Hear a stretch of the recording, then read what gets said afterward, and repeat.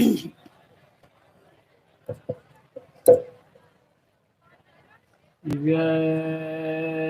गुरुदेव, जय गुरुदेव, जय गुरुदेव, जय गुरुदेव नाम किसका, जय गुरुदेव नाम किसका,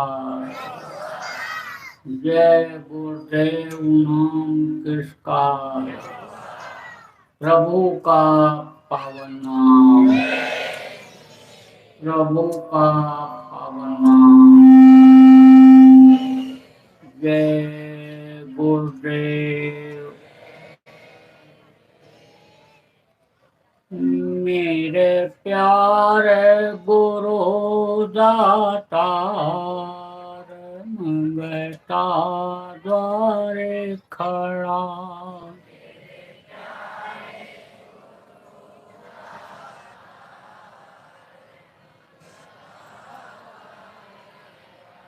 मेरा पुकार पुकार कर देखो जरा,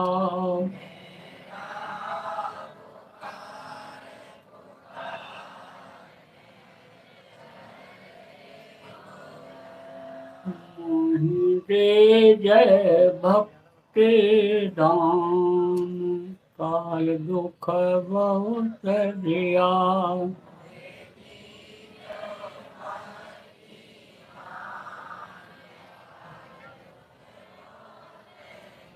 मेरी तड़प उठी अमाय, रस को तरस राव,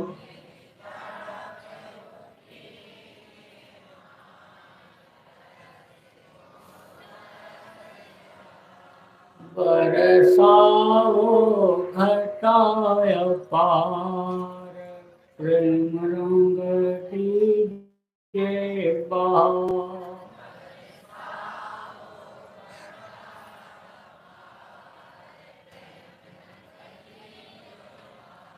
सुरति भी गए अमीरस धार, तन मन होए आराम,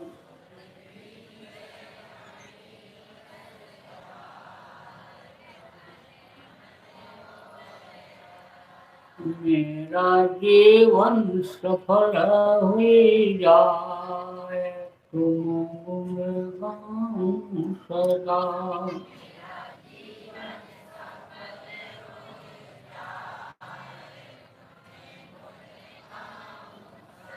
मैं नीच अधम नाकार, तुमरे द्वारे पड़ा,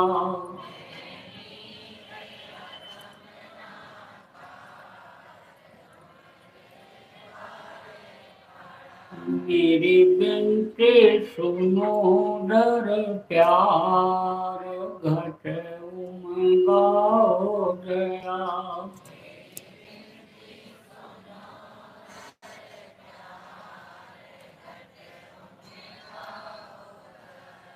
स्वामी जी पिता हमार, जल्दी पार किया,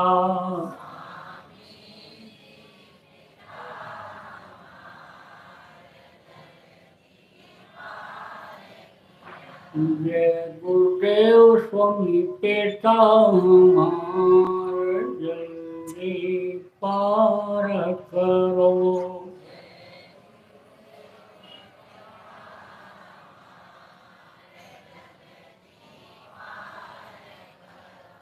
मेरे प्यारे गुरु दातार, मंगता द्वारे खड़ा,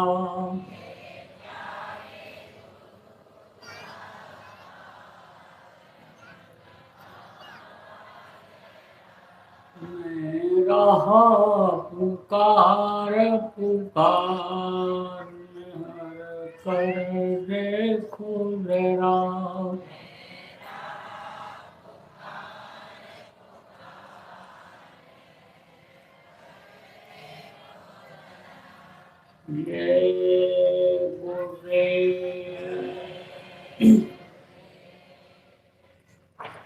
सर्वसमर्थ सर्वत्र स्मरणीय परम पूज्य गुरु जी महाराज, उपस्थित सभी सत्संग के धर्म प्रेमी भाई बहन, बच्चे एवं बच्चियों, गुरु महाराज की अपार दया मेहर हुई और आज 25 मार्च 2021 को गुना के आप सभी प्रेमियों का सत्संग के माध्यम से दर्शन का अवसर मिला। आप लोगों के ऊपर भी गुरु महाराज की परमपिता परमात्मा की दया कृपा मेहरबानी हुई कि आप अपने घर से थोड़े समय के लिए निकलकर यहाँ सत्संग में आ पाए, क्योंकि गृहस्थी का जाल ऐसा जाल है कि इससे निकल पाना बड़ा मुश्किल हो रहा है लोगों का। आदमी गृहस्थी बसाता है, बनाता है किसके लिए? सुख के लिए, सुविधा के लिए। सुविधा तो मिल जाती है, खाने पहने का अन्य सुख तो मिलता है मन को, शरीर को, लेकिन शांति नहीं मिलती है। जब तौर तरीका मालूम रहता है कि शांति कैसे मिलेगी, दुख कैसे दूर होगा, तब दुख दूर होता है। नहीं तो देखो, यही घर पहले कभी स्वर्ग जैसा कहलाता था, गृहस्थ आश्रम स्वर्ग जैसा जीवन लोगों का हुआ करता था, लेकिन अब नर्क जैसा हो रहा है। घर घर में बीमारी, घर घर में लड़ाई झगड़ा, ईर्ष्या द्वेष वैमनस्यता बढ़ती जा रही है। अपने रुपया पैसा बहुत कमाता हूँ, बरकत नहीं होती है, आय हत्या लगी रहती है, परेशानी बराबर बनी रहती है। कारण क्या है? कारण यही है कि सत्संग नहीं मिलता है। कथा भागवत तो होता रहता है, प्रवचन होते रहते हैं जगह जगह, लेकिन उससे तकलीफें नहीं जाती हैं। आप समझो, लोग दान पुण्य तो करते हैं, प्रार्थना भी करते हैं, पाठ भी करते हैं, लोगों को भूखे को भोजन भी खिलाते हैं, पानी पिलाते हैं, कपड़ा भी जिसके पास नहीं है दे देते हैं। कहते हैं मैं धार्मिक हूँ, धर्म करता हूँ, भगवान को मानता हूँ, देवी देवताओं को मैं पूजा पाठ करके खुश करता हूँ, लेकिन देवी देवता खुश नहीं होते। कारण क्या है? कारण ये है कि जिससे पूजा पाठ किया जाता है यही गंदा है, शरीर ही गंदा है। एक गंदगी तो बाहर की होती है, जैसे मैल छोड़ा देते हो, जैसे कोई कालिक लग जाए, मिट्टी गोबर लग जाए शरीर में, उसको साफ कर देते हो, साबुन से धो देते हो, पानी से धो देते हो, तो एक गंदगी तो ये होती, और एक गंदगी अंदर से होती है, अंतरात्मा से होती है। तो हाथ पैर तो धो लेते हो, नहा भी लेते हो पूजा पाठ के लिए, लेकिन अंतरात्मा साफ नहीं होती है। अंतरात्मा गंदी है। कैसे गंदी हो गई? क्योंकि शरीर के अंदर मुर्दा मांस डाल लेते हो, मछली डाल लेते हो, अंडा डाल लेते हो, शराब पी लेते हो बहुत से लोग। आपको तो नहीं कहा जा सकता, आप तो धार्मिक लोग हो, धर्म का इस संदेश को सुनने के लिए आए हो, लेकिन बहुत से लोग ऐसा करते हैं तो वो कबूल नहीं होता है, स्वीकार नहीं होता है। आवाज़ जहाँ से निकलती है प्रार्थना की, वो वहाँ तक पहुँच ही नहीं पाती, उस मालिक के पास तक पहुँचती भी है तो ध्यान नहीं देता है। जैसे कोई मुर्दा जहाँ जलाया जाता है, गाड़ा जाता है, जिसको शमशान घाट कहते हैं, वहाँ पूजा पाठ नहीं करता है तो यहाँ से स्वीकार नहीं होगा। मंदिर मिट्टी का पत्थर का बनाते हैं, उसमें ले जाओ, मुर्दा मांस डाल दो, तो कोई पूजा करेगा, प्रार्थना करेगा? नहीं करता। क्यों? क्योंकि कहते हैं जगह गंदी है। तो अब आप ये समझो कितना सब कुछ होते हुए भी और आदमी को शांति नहीं है, सुख नहीं है, तो आप समझो कारण क्या है? कारण यही है कि सत्संग नहीं मिलता है। सत्संग पहले के समय में बराबर लोग सुनते रहते थे, और जब सत्संग सुनते रहते थे तब हर तरह की जानकारी रहती थी। भाई भाई के साथ कैसा व्यवहार करे, पिता पुत्र के साथ कैसा बर्ताव करे, पति पत्नी का फर्ज क्या होता है, यह सब जानकारी सत्संग से मिलती थी। पूजा पाठ कैसे किया जाता है, देवताओं को वेद मंत्रों के द्वारा कैसे बुला करके आहुति दे करके किस तरह से उनको खुश करके उनसे समय पर जाड़ा, समय पर गर्मी, समय पर बरसात दी जाती है, इसकी जानकारी लोगों को पहले के समय में हुआ करती थी जब सत्संग मिलता रहता था।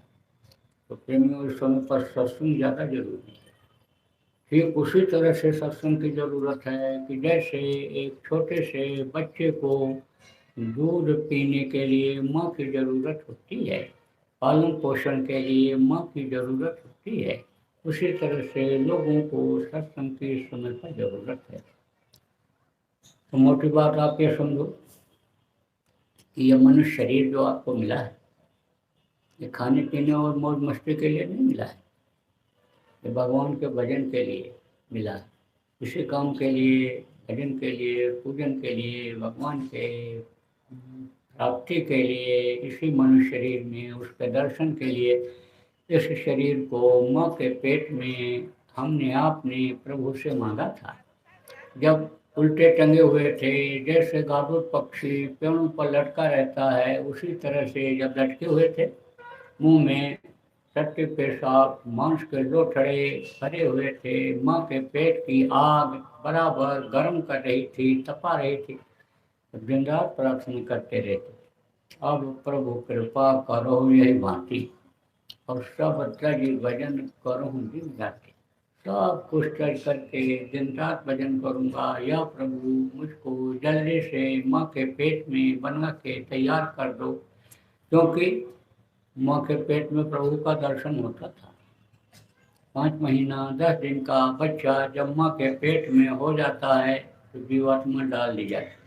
जीवात्मा इस शरीर को चलाती है, परमात्मा की अंश है, बहुत ही छोटी है, इन बाहरी आंखों से देख नहीं सकते हो। दर्शन जब होता था तब सब तरह की जानकारी थी। ये जानकारी थी माँ के पेट में कि केवल मनुष्य शरीर के अंदर से ही ऐसा रास्ता गया हुआ है कि जिससे देवी देवताओं का दर्शन किया जा सकता है, प्रभु से मिला जा सकता है, परमात्मा के पास पहुंचा जा सकता है। यह मालूम था कि देवताओं के शरीर के अंदर ऐसा कोई रास्ता नहीं है कि जिससे उस सर्वशक्तिमान परमात्मा जिसने देवी देवताओं को भी बनाया, जिसके मसाले से देवी देवता बने, जिससे ब्रह्मा विष्णु महेश बने, जिससे इन तीनों की माँ आद्या महाशक्ति बनी, इनके पिता भगवान जिनको कहा गया वो बने। यानी यह मालूम था कि उनका दर्शन देवता नहीं कर सकते हैं।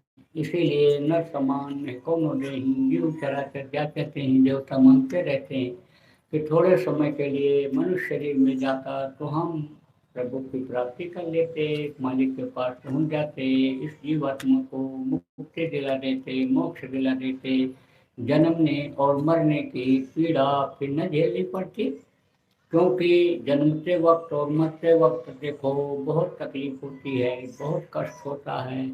बच्चा रोता हुआ पैदा होता है, और देखो मरते समय भी हड्डी हड्डी किसी किसी की चटकती है, आँख की रोशनी खत्म हो जाती है, कान से सुनाई नहीं पड़ता। बहुत से लोगों का टट्टी और पेशाब तक हो जाता है। जो बुरे कर्म में ही लगाए रहते हैं शरीर को, उनको बड़ी तकलीफ के साथ प्राणों को निकालना पड़ता है, निकलते हैं उनके प्राण। तो जन्मने और मरने की पीड़ा से बचाया जा सकता है। देवता ये प्रार्थना करते हैं कि हम फिर मृत्युलोक में ना जाएं, पुण्य छिड़े मृत्युलोके, जब पुण्य क्षीण हो जाए मृत्युलोक में आना पड़ता है देवताओं को, मनुष्य शरीर धारण करना पड़ता है, लेना पड़ता है। तो वो ये प्रार्थना करते रहते हैं कि थोड़े समय के लिए भी हमको मनुष्य शरीर मिल जाए तो हम अपना काम बना लें, इसको मुक्ति दिला दें, मोक्ष दिला दें। तो मुक्ति मोक्ष किसको कहते हैं? शमशान घाट की तरफ जाओ तो देखो कहीं कहीं लिखा रहता है मुक्ति धाम, मोक्ष धाम। अब कोई मुर्दा लेकर के जाए, 2 दिन लग जाए, 3 दिन लग जाए, चलाने में कोई दिक्कत हो तो वापस लाता है? कभी नहीं लाता। मुर्दा जला करके ही आता है, कहता है इनको हम मुक्ति दिला करके ही चलेंगे। तो शरीर को तो मुक्ति हो जाती है। आप ये समझो कि ये मिट्टी का खिलौना कहा गया, ये मिट्टी में मिल जाता है, चाहे जला करके मिट्टी में मिला दो, चाहे इसको जमीन के अंदर गाड़ करके मिट्टी में मिला दो, ये तो यानी इसको तो मुक्ति मिल जाती है, लेकिन जीवात्मा को मुक्ति नहीं मिलती। जीवात्मा फंस जाती है। जब तक जीवात्मा को अपने घर अपने मालिक के पास पहुंचाने का प्रेमियों कोई काम नहीं करो, तो माँ के पेट में सारी जानकारी थी तो मनुष्य शरीर के अंदर से ऐसा रास्ता गया हुआ है। और जब कोई रास्ता बताने वाले मिलेंगे, संत मिलेंगे, सदगुरु मिलेंगे, तभी हमको मुक्ति मोक्ष मिल पाएगा। तब वो कहता जियो, माँ के पेट में बच्चा कहता प्रभु से, परमात्मा जिसको कहते हो उससे कहता कि आप हमको बाहर निकालो, जल्दी से तैयार करो, कृपा करो, मेहरबानी करो, और हम बाहर निकल करके होश संभालते ही समर्थ गुरु की तलाश करेंगे, सच्चे गुरु की तलाश करेंगे, रास्ता ले करके दिन रात भजन करके अपनी आत्मा को आप तक पहुंचा देंगे। फिर हम इस माँ के पेट रूपी नर्क में दोबारा नहीं आएंगे, दुख के संसार में हम जन्म नहीं लेंगे। सब लोग यही प्रार्थना करते रहे, लेकिन बाहर निकलने के बाद सब लोग भूल गए, बस शरीर के लिए ही सब कुछ करने में लगे हुए हो।